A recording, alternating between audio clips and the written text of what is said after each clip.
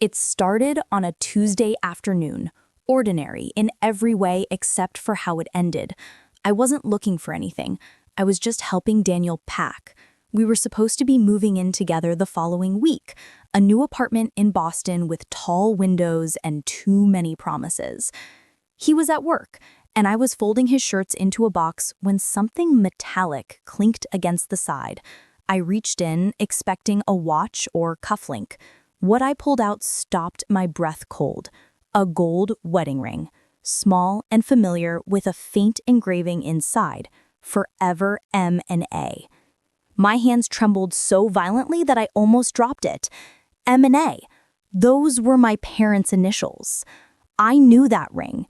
My mother had worn it every day of her life until the night she died. A car accident 2 years ago that still haunted my sleep. The ring had been missing since the crash. I'd spent months searching through police reports, the wreckage inventory, even the hospital archives. They said it was never recovered. But here it was, in the drawer of the man I thought I loved. I stood there, frozen, staring at the reflection of the ring in the window light, the edges glinting like a secret I wasn't supposed to see. My first instinct wasn't anger. It was disbelief. There has to be a reason, I told myself. Maybe he bought it at a pawn shop. Maybe it just looked similar. But when I slipped it on my finger, just to be sure, it fit perfectly. My mother had small hands, like mine. And suddenly, the room felt smaller too, as if the walls were holding their breath. I put the ring back exactly where I found it, closed the drawer quietly, and sat on the edge of the bed. My heart was beating so fast I could hear it echoing in my ears. When Daniel came home an hour later, smiling the way he always did, holding takeout and kissing my forehead, I couldn't even look at him. His voice blurred as he talked about work, about our move, about how excited he was for our new life. I just nodded, my eyes drifting toward that drawer over and over. That night, when he fell asleep, I couldn't. I lay there staring at the ceiling, that ring burning a hole in my thoughts. How did he get it? Why did he have it? I thought about my mother, her laughter, her perfume, the way she'd stroke my hair when I couldn't sleep. The ring had been part of her identity, part of her story with my father. Finding it here felt like someone had reached into the past and stolen something sacred. By morning, I'd convinced myself I needed proof before I said anything. I waited until he left for work, then I searched everything. His drawers, his closet, his desk, and then in a small box tucked behind a stack of receipts, I found something worse. A photograph. It was old, printed, not digital. My mother, standing beside Daniel. My stomach dropped. She looked younger, maybe taken a year before she died, smiling in that soft way she reserved for people she trusted. Daniel's arm was around her. My hand started shaking so badly the photo slipped from my grip. I backed away, gasping. My mind refused to make sense of it. She'd never mentioned him. He'd never mentioned her. They shouldn't have known each other. But there they were, together, smiling, in a photo that shouldn't exist. And suddenly, every sweet word he'd ever said to me, every I love you, every plan, every promise, felt like a script written for a role I didn't know I was playing. When Daniel came home that evening, the photograph was still burning a hole in my pocket. I'd gone over 1,000 ways to ask the question, each one ending with me screaming, crying, or walking out. But when I finally saw him walk through the door, all I could manage was, "Where did you get this?" I tossed the picture onto the cable between us. He froze mid-step, eyes flicking from the photo to me and back again. For a split second, I saw it, the flicker of recognition, the tightening of his jaw. But then he smiled, that same calm, measured smile he always used when he wanted to take control of a situation. "Where did you find that?" he asked softly, setting his briefcase down. "It was in your drawer," I said, next to a ring that belonged to my mother. His expression didn't change, but the air did. It thickened, electric, the kind that hums before a storm. "Elena," he began, his voice smooth, too smooth. It's not what you think. Then tell me what it is, I snapped. He hesitated just long enough for the silence to hurt. Your mother, he said, finally, choosing his words like a surgeon, helped me before she died. I was going through something back then, and she was kind to me. I stared at him. Kind? Yes, he said. I met her at a grief support group. My uncle had passed away. She told me about you, about how much she loved you, how she wished she could fix things between you two. I didn't tell you because I didn't know how. My hands clenched at my sides. It sounded rehearsed, but his voice had that raw edge of sincerity I used to fall for. And the ring? I asked. She gave it to me, he said quickly. The last time I saw her, she said she wanted me to give it to you when the time was right. When the time was right? I repeated, my voice breaking. What does that even mean? She said you wouldn't understand then, he said softly, that it would mean something different when you were ready. I stared at him, my mind trying to find logic in the chaos, trying to fit the impossible into the familiar. It almost worked. For a second, I wanted to believe him. The way his voice trembled at the edges, the way his eyes softened when he said my mother's name. It was exactly how he'd always looked when he told me he loved me. Why didn't you tell me before? I asked quietly. Because, he said, stepping closer, you were still grieving. I didn't want to make it worse. I thought one day when we were settled, when you were happy again, I'd tell you everything. The ring was supposed to be my way of keeping her close to you. My heart twisted painfully. It was a perfect story. Too perfect. I wanted to reach for him, to believe that the universe wasn't cruel enough to weave my mother into some dark, twisted plot. But then I remembered the drawer, the photograph, the way he'd hesitated before answering. My gut screamed louder than my heart. You're lying, I said softly. His eyes darkened. Alina, no, I cut him off. You're lying, because if she gave you that ring, you'd know where she lost it. You'd know how it disappeared. You'd know that the police said it was never recovered. His jaw tightened. The mask cracked for just a heartbeat before he recovered. Maybe she had 2 rings, he said quickly, but I laughed, a sharp, broken sound. Stop, I whispered. Stop lying to me. He took another step closer, his hand reaching out. Alina, please, you have to trust me. Trust you? I said, backing away. You hid something that belonged to my mother. You had a photo of her. You lied about knowing her. You lied about everything. He flinched like I'd struck him, then said quietly, it wasn't a lie. It was just complicated. Complicated? I repeated, shaking my head. You don't get to rewrite what you've done as complicated. He sighed, rubbing the back of his neck. You're tired. You've been through so much. Maybe we should talk about this when you've calmed down. When I've calmed down, I said, my voice trembling, you sound just like my father when he used to cover his lies with concern. The words slipped out before I could stop them, and for the first time, his face changed. Something flashed there. Knowledge. Recognition. I caught it instantly. What do you know about my father? I asked, narrowing my eyes. He froze again. Nothing. You hesitated. Why? You're imagining things, he said, forcing a smile, but it was gone from his eyes. You're trying to turn this into something it's not. Then what is it? I demand to know right now why you had that photo, why you had that ring, and what you know about my father. For a long moment, he said nothing. Then, quietly, almost too quietly, he said, because your mother wasn't the only one keeping secrets. I didn't sleep that night. Every time I closed my eyes, I saw my mother's smile beside Daniel's face in that photograph. The two of them frozen in a lie I hadn't known existed. His words looped through my head. Your mother wasn't the only one keeping secrets. I sat at my kitchen table until sunrise, the ring in front of me spinning slowly on the wood, catching the morning light like a taunt. My mother's death had already left cracks in me that I'd been patching for years, and now Daniel had pried them all open. Around 7 a.m., I called my father. He didn't answer, so I drove straight to his house on the other side of town. When he opened the door, I didn't even say hello. I just held up the photo.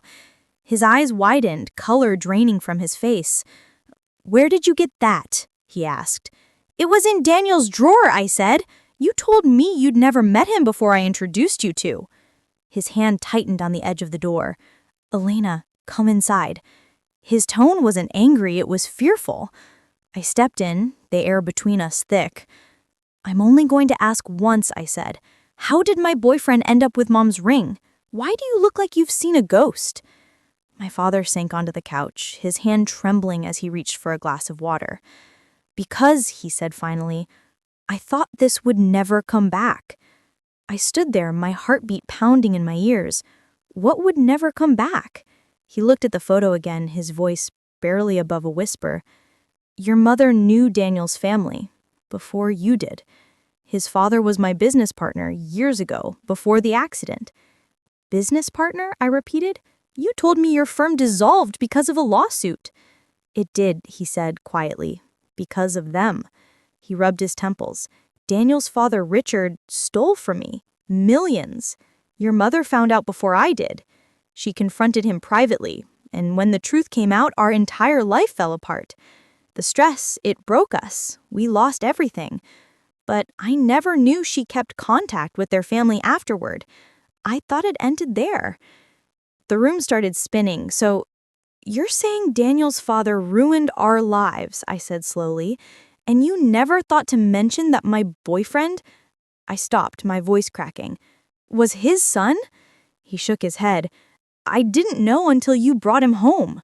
When I saw him, I recognized his eyes, his voice, but you looked so happy and I didn't want to ruin it. I thought maybe you didn't need to know." My chest felt like it was collapsing inward. "Didn't need to know? Dad, he's been lying to me for 2 years. He had Mom's ring. He had this photo." I slammed it on the table, the glass frame cracking slightly. My father's face went white. "Where did he get that?" "That's what I'm asking you," I yelled. "She's smiling, Dad, like she knew him, like they were close." He stared at the photo for a long time, then whispered something I almost didn't catch. "She visited him a month before the crash." My breath caught. "What?" "She said she wanted to make peace, to let go of what happened between our families. I told her it was a bad idea. She said I didn't understand. She left that morning and came home late that night. We never talked about it again. 2 weeks later, she was gone." I sank onto the chair, the weight of it crushing me. I asked. My father shook his head. "He died a year before your mother did. Heart attack. But I don't know what his son was involved in. I don't know why she met with him. I don't know what she gave him." His voice broke. "I didn't want to know." I stared down at the ring, running my thumb over the engraving. "Forever, M and A." "You think she gave him this?" I whispered. He didn't answer, but the silence was enough. I stood abruptly. "I have to talk to him." My father looked up sharply. "No, Elena, leave it alone. If he's anything like his father—" "He's not," I said bitterly. "He's worse." By the time I reached Daniel's apartment, the sky was already dark again, the kind of gray that eats the daylight early. His car was gone, but the door was unlocked. Inside, the air was stale, cold, too quiet. The drawers I'd searched before were empty now, the ring dock's gone, the paper's gone. Even the photograph I'd left broken on the table had vanished. My stomach twisted. On the counter was a single envelope with my name on it. I opened it slowly, my fingers trembling. Inside was a note written in his neat handwriting. "You were never supposed to find the ring. But maybe now you'll understand why I had to." No explanation, no apology. Just a key taped to the corner with a single address scrawled beneath it. 127 Lakeview Road. I didn't recognize it, but something in my gut told me it wasn't random. I drove there immediately, my heart hammering. The address led me to an old storage facility on the edge of town. The key fit the lock to Unit 9. I hesitated before pulling the door open, half expecting to find him inside. But what I found was worse. Boxes. Dozens of them labeled in my mother's handwriting. My knees went weak. The first one I opened was full of papers, contracts, financial statements, letters between my father and Daniel's father. At the bottom of one box, I found another photograph. My mother again, standing with Daniel. But this one was different. Her smile was gone. Her expression was tense, her hands gripping a small envelope. On the back, written in ink, were 4 words. "He knows about you." For a moment, I couldn't breathe. I dropped the photo, my pulse roaring in my ears. "He knows about you." About me. I backed away slowly, the air heavy and cold around me.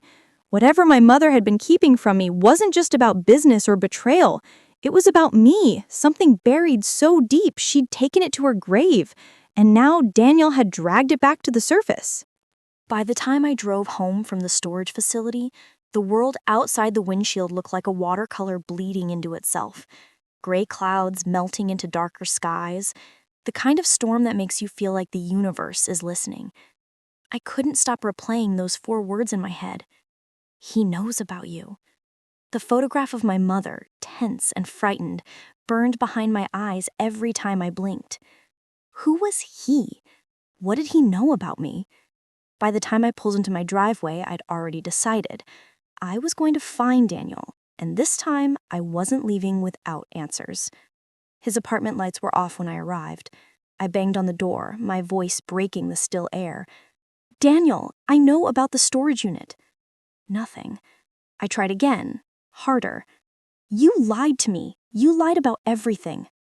The door creaked open just as I was about to hit it again. He stood there in the dark, his face half hidden by the shadows, eyes hollow. "You shouldn't have gone there," he said quietly. "You shouldn't have seen that." "Don't you dare tell me what I should or shouldn't have done," I snapped, shoving past him into the apartment. "What does it mean, Daniel? He knows about you? What did my mother know? Why were you even in her life?" He shut the door behind us, leaning against it like someone too tired to run anymore. "You don't want this truth, Elena." "Stop saying that," I shouted. "Stop acting like you're protecting me. You've done nothing but destroy me." He looked at me then, really looked, and I realized for the first time that he was scared. Not of me, of what he knew. "It wasn't supposed to happen this way," he said softly. "Your mother tried to stop it." "Stop what?" He walked to his desk, pulled open a drawer, and took out an envelope. Inside was another photograph, the same one of my mother and Daniel's father I'd seen at my dad's house. But this time, there was something new. Another man in the corner of the frame. My father. My mother was holding Daniel's father's hand, but my father's face was blurred by motion, mid-turn, like he was leaving. "That was taken the day everything fell apart. The day your mother found out the truth." "What truth?" I asked, though I wasn't sure I wanted to know. He hesitated, then said, "Your father and mine weren't just business partners. They were family." I blinked. "Family?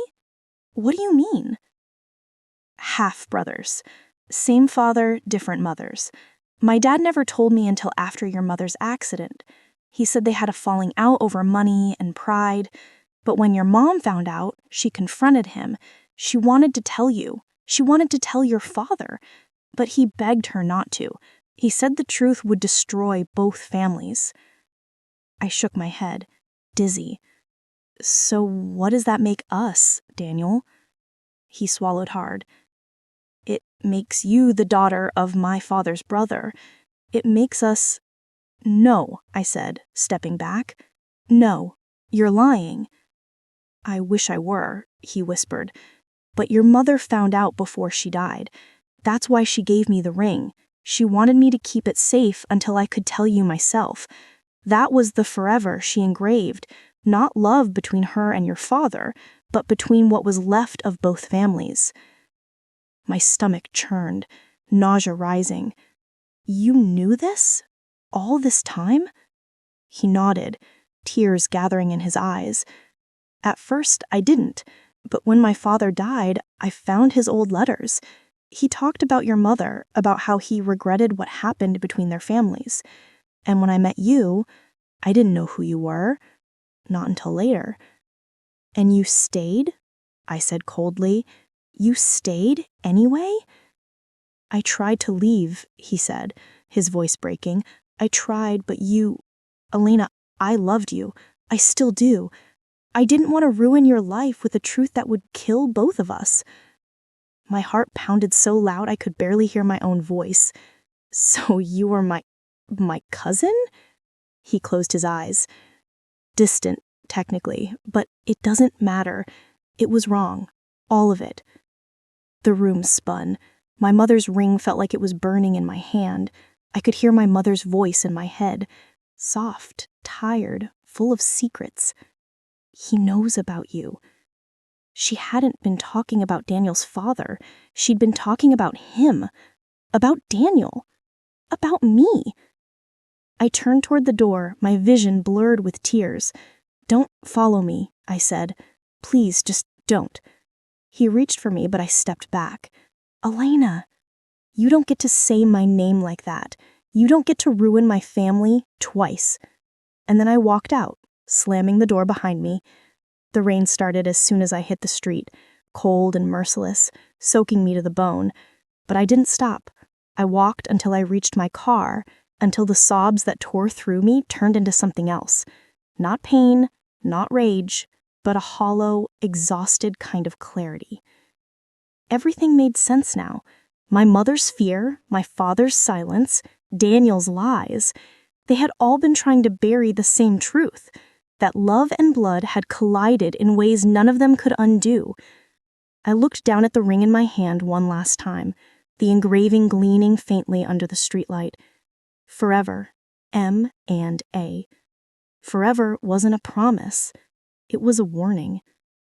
I closed my fingers around it, the metal biting into my skin, and whispered to the night, no more secrets. Then I threw it in the gutter, where it disappeared beneath the rain, and for the first time in years, I felt something close to peace. The morning after I threw the ring away, I woke to silence so complete it felt like the world had stopped breathing. The storm had passed, leaving behind a sky the color of washed-out steel, and the sound of dripping water from the balcony gutter was the only reminder that rain had ever fallen. I sat at my kitchen table staring at the cold cup of coffee in front of me, my mind hollow and raw. There was nothing left to say to Daniel. No words, no anger, no forgiveness. It was over, but closure wasn't what I expected. It didn't feel clean or satisfying. It felt like standing in the ruins of something sacred, trying to recognize yourself in the wreckage. I should have called my father. I should have asked for explanations, demanded more details about his brother, about the family web that had caught all of us in its threads. But I couldn't. There was only one person I needed to hear from, and she was gone. Still, something inside me said I hadn't heard her last words yet. I drove to my parents' old house, the one that had been sold after the accident, now half renovated, half forgotten. I parked by the curb, the driveway still cracked, the garden overgrown with weeds. The door was unlocked, as if the past had been waiting for me to come back. The smell hit me first, faint, familiar, like dust and lavender. I walked through the empty rooms, each echo a ghost of what had been. Laughter, Sunday mornings, the scrape of my mother's chair as she drank her coffee by the window. In her old bedroom, I found the jewelry box that had survived the crash. I'd kept it after she died, but I'd never opened the small secret compartment at the bottom. Maybe I'd been afraid of what I'd find. My hands shook as I lifted the lid. Inside, under the broken clasp of an old bracelet, was a folded letter sealed in plastic. The paper was yellowed, the handwriting hers. My throat tightened as I opened it. My Elena. If you're reading this, then something has gone wrong, and I didn't have the courage to tell you in person. There are things I did to protect you, things I thought I could bury. I met Daniel's father again before the accident. I wanted to make peace, but I learned something that changed everything. Your father and I had agreed never to tell you about the connection between our families. It wasn't your fault, but it would have hurt you. When I saw Daniel, I realized too late who he was. He didn't know either. He was kind, and I saw in him a reflection of the love I once had before it all fell apart. He cared about you, I believe that. But he is part of the same story that destroyed us. If he ever finds his way to you, promise me you'll walk away. Don't let history repeat itself. Don't let my mistakes become yours. Love doesn't need to be earned through pain. Mom. The letter blurred through my tears, every line slicing and healing at the same time. I folded it back carefully and pressed it to my heart, whispering, I walked away, Mom. I finally walked away. For the first time, I understood her. The desperation, the fear, the choices she'd made that I'd spent years resenting. She hadn't lied to me because she wanted control. She'd lied because she wanted to save me from the very thing that eventually found me anyway. Maybe some things in life are like that. Unavoidable, circular, destined to return until you face them head on. I sat on the floor for a long time, sunlight creeping across the carpet like a quiet benediction. Eventually, I took out my phone and typed a message to my father. I know everything. It's okay. You don't have to hide anymore. I didn't wait for a reply. That evening, I went down to the pier where my mother used to take me as a child. The water shimmered under the fading light, calm after the storm. I took out her letter again, the paper soft between my fingers, and read it one last time, before folding it neatly and tucking it into my coat pocket. Then I closed my eyes and let the wind brush against my face, carrying the salt of the ocean and something else, peace, maybe, or forgiveness. Somewhere behind me, the city lights began to blink on one by one, but I didn't turn around. I didn't need to. The life I'd known, the lies, the heartbreak, the half-truths, had finally settled into the past where they belonged. I wasn't going to chase answers anymore. I wasn't going to dig up ghosts that had already said goodbye. When I finally walked away from the pier, the world felt lighter. Not because I'd found the truth, but because I'd learned to stop letting it define me. My mother's ring was gone, but her voice lingered, not in the warnings, but in the strength it took to listen. Love, I realized, isn't about holding on to what you've lost. It's about having the courage to release what was never truly yours. And for the first time in years, I didn't feel broken. I just felt free.